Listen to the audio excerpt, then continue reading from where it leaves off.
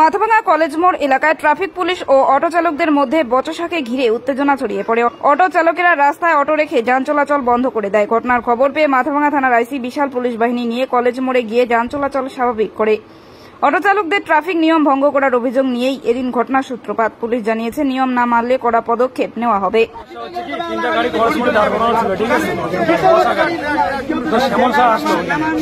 আসার পর তিনটে গাড়িকে ফটো উঠালো, ঠিক আছে। ফটো ওঠার পর বলছে তোদেরকে কতবার বলবো সিট কাটার জন্য। স্যার আমরা তো আগে শুনি না, কালকে ইউনিয়ন থেকে আমাদেরকে জানানো হয়েছে আমরা সিটটা কাটবো, ঠিক আছে। তোদেরকে বারবার বলতে হবে নাকি রে? তোদের খুব তেল বেড়ে গেছে না, চর্বি বেড়ে গেছে না, চর্বি কালকে বার করবো, ঠিক আছে। তোদের ইউনিয়নের কোন বাবা আছে তাকে নিয়ে আসিস, আচ্ছা কালকে নিয়ে আসিস।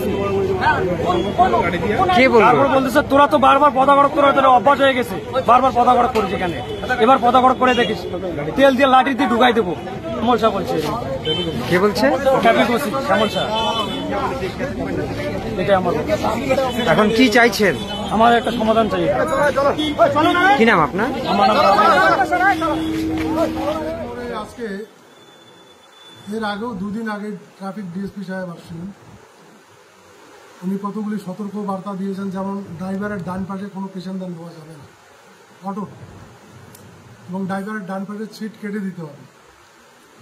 কলেজ মোড়ে যেগুলি অটো দাঁড়িয়েছিল, রাস্তার উপরে 5-6টা অটো দাঁড়িয়েছিল, একটারও সিট কাটা ছিল না ডান পাশে। পেশেন্টারও বেশ কয়েকজন ছিল আর কি গাড়িতে।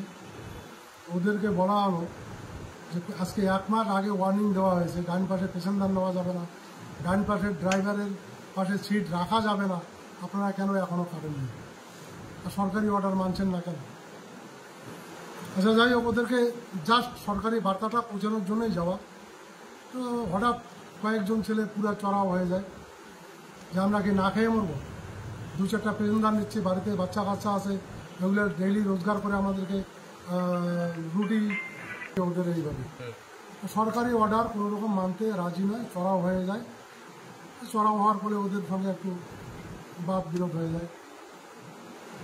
এটাই জাস্ট একমাত্র উদ্দেশ্য হলো ওদেরকে সতর্ক করে দেওয়া, ড্রাইভারের ডান পাশে যেন সিট পেশেন্টার না তুলে আর সিটটা যেন কেটে দেওয়া হয়। এরকম সব জায়গায় আছে, এরকম মাথা ভাঙা ওইভাবেই চলবে, কিন্তু সেগুলি ওরা মানতে রাজি নয়। ইয়েস, অ্যাসাল্ট করা হয়, মানে সরকারি বার্তা যেগুলো বলছে এগুলো ওদের কাছে খুব খারাপ লাগছে। ওদের কথা হলো ওরা যেখানে দাঁড়াবে, যেখানে খুশি সেখানে দাঁড়াবে, যেরকম খুশি ওই রকম পেশেন্টার নেবে, চলবে। সরকারি অর্ডার কোনো রকম ওরা তোয়াক্কা করবে না, এটাই হচ্ছে ওদের মূল উদ্দেশ্য। পরবর্তীতে আইসি সাহেবকে ফোন করি, আইসি সাহেব যান ওখানে।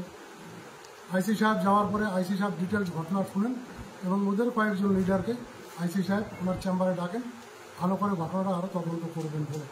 আপনার নাম? আমি ট্রাফিক ওসি শ্যামল শাহ, মাথাভাঙা।